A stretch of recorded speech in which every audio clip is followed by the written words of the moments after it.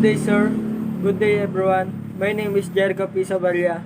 My topic is about animals evolution. For many people, animals are perhaps the most familiar and most interesting of living things. This may be because we are animals ourselves. As such, we have a number of features in common with all the organisms placed in the animal kingdom. And these common features indicate that we have a shared evolutionary history. Genetic data suggests the multicellular animals evolved around 1,000 million years ago. This is supported by fossil embryos from rocks in China that date back 600 million years. Previously, scientists believed that animals did not begin to colonize the land until the Silurian 440 to 410 million years ago. Are alligators and crocodiles prehistoric creatures?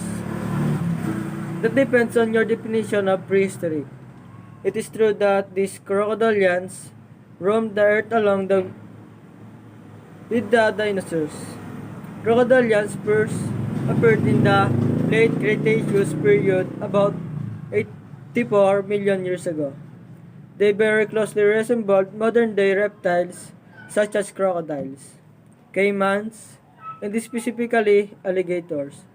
Dinosaurs went extinct about 65 million years ago. Major trends in animal evolution. Animal evolution is a fascinating subject.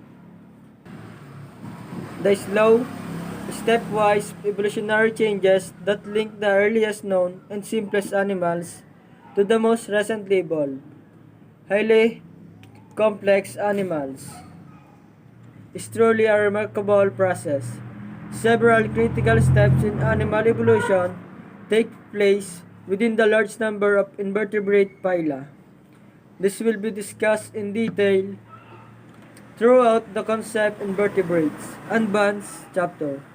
In this section, we will summarize those trends and we will focus on evolutionary changes that occur between invertebrates and vertebrates within the phylum Chordata. From a single cell to multi-cell organisms. The first animals likely evolved from marine protists. Protists are mostly single-celled organisms, some of which grow clumped together as cellular aggregates called colonies. The evolution of multicellular organisms may have occurred when the cells within a protist colony began to become specialized for different functions. The individual cells would then be dependent on other cells within the colony for survival. This would represent the first primitive multicellular animal. Strong support for this hypothesis comes from the most primitive animals. Sponge, one of group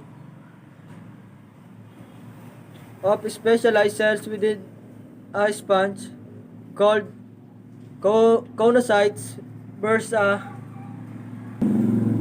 striking resemblance to a class of protists called choanoflagellates.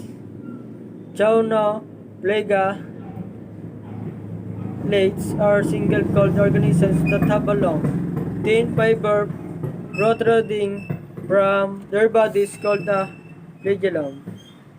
The flagellum beats like a wave and this motion allows the organisms to move through the water. Choanocytes also have a flagellum that is used to bring water into the sponge body. Both choanocytes and choanoflagellates also share another distinct feature called the collar.